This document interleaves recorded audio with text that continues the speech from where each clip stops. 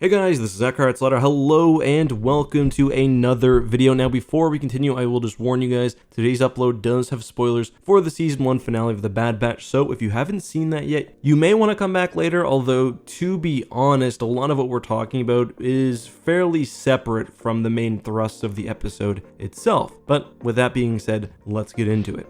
So, Season 1 of The Bad Batch ends with Kaminoan scientist Nala Se being brought to an Imperial facility built into a mountain, and immediately I, along with I'm sure many other people, made the connection to Mount Tantiss, which was a famous location in Star Wars Legends. However, if you're not a big Legends buff, and specifically if you've never read the Thrawn trilogy, you may not be familiar with Mount Tantiss. Even if you did read the trilogy, today's video should serve as a good refresher because I'll be discussing what Mount Tantiss is, why it's important, why we all made the connection, and what that can mean moving forward. So Mount Tantiss is a major location in the Thrawn trilogy. It serves as both the place where Thrawn's campaign begins and also the stage for the final duel. Mount Tantiss was located on the planet Wayland and was important to Thrawn because it was actually a secret personal storehouse for the Emperor. Mount Tantiss was filled with a ton of exotic technology, which Thrawn uses throughout his campaign, including cloaking devices and, much more importantly,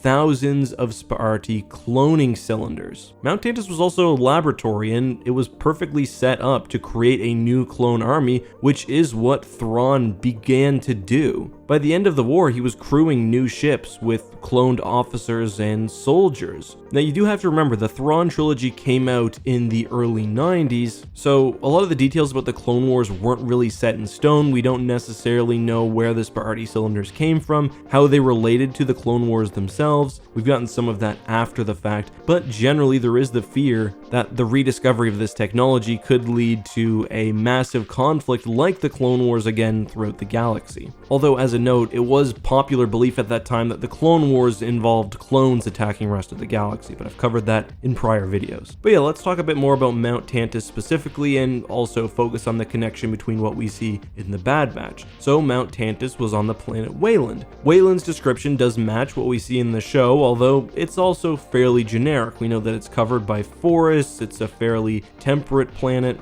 Luke, Mara, and others spend a lot of time hiking through it. It definitely matches what we see on screen, but so do 1,000 other planets in Star Wars. Mount Tantiss itself was a large mountain converted into a storehouse, laboratory, and Imperial facility. The Emperor used it as a repository for a lot of things, including those very, very expensive cloaking devices and the thousands of cloning cylinders, which I already mentioned. Physically, there are some similarities and differences from what we see in the Bad Batch. I think the main difference is an obvious one, the fact that there appears to be multiple mountain peaks with facilities built in, maybe even distinct mountains, and that's in the show, whereas Mount Tantiss in the books is described as a large mountain with the facility built in, but otherwise I think the description really matches. Probably the best look at Mount Tantiss actually comes from the Thrawn trilogy source book, and if you go to page 170, there's an entire chapter all about Wayland and Mount Tantiss. So I'm going to pull out a few excerpts here for point of comparison and also just for information moving forward. So Wayland was a forested planet that was Earth-like in size, temperature, and most measures. Primitive sentience of several species could be found on Wayland, even predating the Empire, and when Palpatine found the planet, he identified Mount Tantiss and had it hollowed out by the Imperial Engineering Corps. Later, Palpatine's most loyal advisors and high-ranking members of the military would move in, put his treasures away, and also man the base. Palpatine also established a guardian for the mountain in the form of Joruus C'baoth, the Mad Jedi clone. One aspect to note for Mount Tantiss is the fact that it served not only as the storehouse, but also as a research facility, and according to the source book, some evidence exists that perhaps even before Palpatine discovered it, that it served as some sort of cloning facility, i.e. Mount Tantiss may have even had an occupant before Palpatine. Very interestingly, because of the age of the machinery, it's also possible that the cloning technology was actually moved from some other original facility. I wonder why someone would be forced to do that. For real though, my going theory is that it's very possible that Star Wars is taking this original idea and adapting it. Instead of the Empire discovering a cloning lab, they're taking the cloning lab from Kamino and using that as the early stages of the base. That could also mean that the Mount Tantiss, and I am just going to call it that, from the Bad Batch may actually just be the early version of this base, and eventually it could become much darker or more mysterious. The physical description of Mount Tantiss is also somewhat similar. Besides for a small door at the base of the mountain, the source book describes it as having a large hangar several hundred meters up the side of the mountain, carved out of the mountainside. Now, of course, the description doesn't totally match, but I can see it just being an adapted version for canon, which keeps the general idea, but not necessarily the specific details, especially because a lot of these details are invented for the source book itself and aren't present in the novels. The source book also details the extensive cloning facility, talking about how there may have been over 20,000 cloning chambers, and also how the Empire experimented with various cloning efforts. It's kind of different in Star Wars canon. After the Empire stopped using Kamino cloners,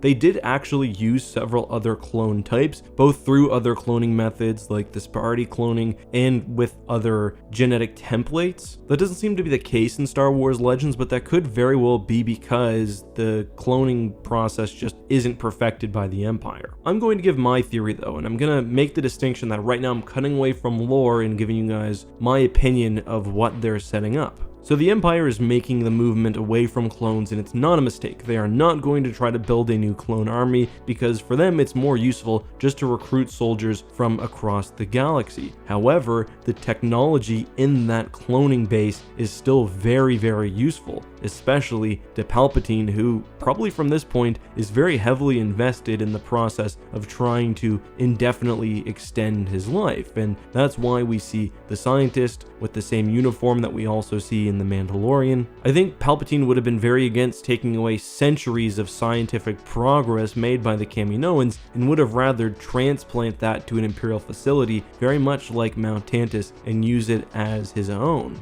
Alongside that, it's a very secure facility. We know in canon that Palpatine has these storehouses, so I wouldn't be surprised if it also did double duty. Now, will this actually be called Mount Tantiss? If you would have asked me a year ago, I would have said no, but when I see Star Wars canon right now, I see that they're deliberately looking at things from Star Wars Legends and incorporating them even when they don't need to. A good example would be Dark Troopers. So I think they probably will actually call this Mount Tantiss, because if it has the same function and a lot of the same backstory and is going to be serving the same purpose and could even very possibly appear later on in the live action sort of Thrawn series that they're putting together, the multiple Thrawn centered series, then why not throw fans a bone and call it Mount Tantiss? So yeah, I think at this point this probably is Mount Tantiss. Of course, there's another option. This is just the headquarters for Project Warmantle, which is why we see all of those clone commandos. I do think that's possible, but I do think that my theory as well is more likely, mostly because of Nala Se being there and because of the cloner. But just my opinions. I look forward to reading what you guys think. Till next time though, please be safe, have a good one, and may the Force be with you.